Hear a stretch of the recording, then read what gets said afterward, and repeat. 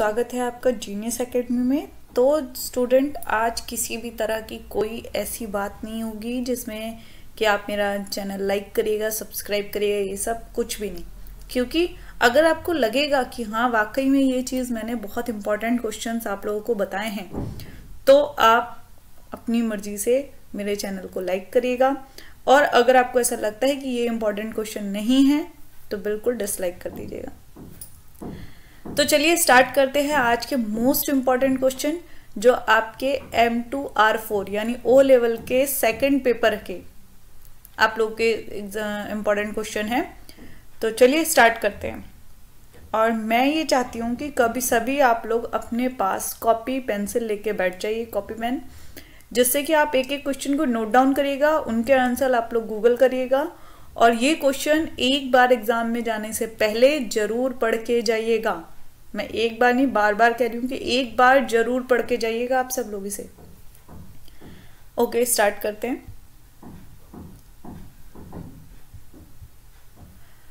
तो सबसे पहला हमारा क्वेश्चन है, what is a e commerce. E commerce क्या होता है? तो ये क्वेश्चन भी बहुत बार लगभग 70-80% ये एग्जाम में आ चुका है। What is e commerce.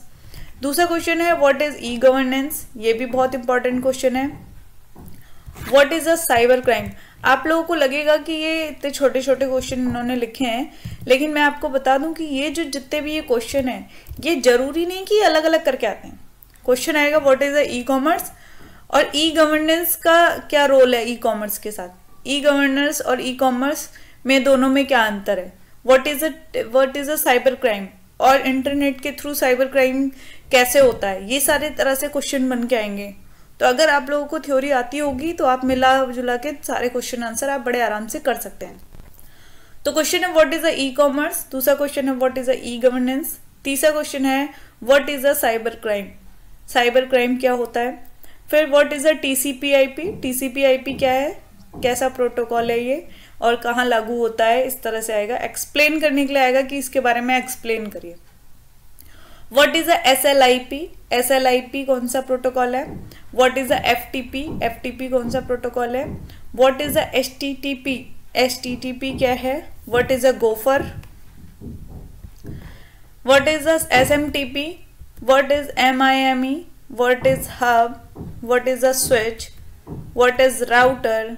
What is bridge. What is gateway. What is ISDN। What is PSTN। What is topology. Topology क्या होती है। What is email and explain the protocols. And इसमें क्या करेंगे कि ईमेल क्या है और उसमें कौन कौन से प्रोटोकॉल यूज होते हैं। व्हाट इज रिमोट लॉगिन और टेलनेट। रिमोट लॉगिन और टेलनेट क्या है। What is a firewall. Student, firewall का क्वेश्चन कम से कम 90% क्वेश्चंस एग्जाम्स में पूछा गया। 90% एग्जाम्स में। तो फायरवॉल तो जरूर पढ़ के जाइएगा। और मैं तो ये आपको कह रही हूँ कि ये जितने क्वेश्चन मैंने लिखे हैं ये बहुत छोटे छोटे आंसर हैं, लेकिन कोशिश करिए इनको जरूर पढ़ के जाइए कि अगर आप लोग बहुत ज़्यादा ना लिख के आए तो कम से कम कुछ तो लिख के आए। और एक बात और कि जब भी आपके जो लॉन्ग क्वेश्चन आएंगे उसमें 5 में से 4 क्वेश्चन आप लोगों को करने हैं, जिसमें से 5 में से जो 4 क्वेश्चन है उसमें A B C करके क्वेश्चन आएंगे। और हो सकता है वो ABC इनमें से ही कोई क्वेश्चन हो, तो वो मिल करके आपका क्वेश्चन काफी लेंदी हो जाता है। तो what is a firewall. What is IPv4। IPv4 क्या है। Explain JavaScript. जावास्क्रिप्ट क्या है। What is IRC। Explain packet switching. Packet switching क्या है। Describe TCP/IP model. TCP/IP model. और एक आप लोग OSI मॉडल भी पढ़ के जाइएगा। OSI मॉडल क्या है। ओके, ये भी पढ़ के जाइएगा जरूर। और इसमें कितनी लेयर्स होती हैं OSI मॉडल में। फिर है what is cryptography. Cryptography public की और प्राइवेट की, ये भी आप 100% ले लीजिए, आपके एग्जाम में जरूर आएगा। जरूर जरूर जरूर आएगा, ये बात आप बिठा लीजिए। What is cryptography. Difference between public geography, difference between public की एंड प्राइवेट की, ये भी बहुत इंपॉर्टेंट क्वेश्चन है, ये आएगा ही आएगा, याद रखिएगा। Difference between POP3 and IMAP3, दोनों में क्या अंतर है।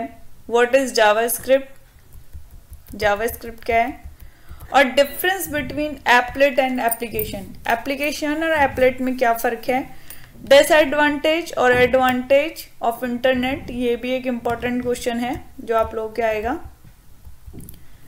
तो देखिए स्टूडेंट, ये मैंने कुछ इम्पॉर्टेंट क्वेश्चंस बनाए थे, तो ये मैं चाहती हूँ कि आप लोग एक बार एग्ज़ाम में जाने से पहले प्लीज़ एक बार इसे बहुत अच्छे से पढ़ के जाइए। इसमें कुछ नहीं, अगर आप इन सब के क्वेश्चंस के आंसर निकालेंगे, गिनती के आपके 2 घंटे जाएंगे, मात्र 2 घंटे से भी कम ही जाएगा। तो ये प्लीज़ इसे पढ़कर जरूर जाइएगा।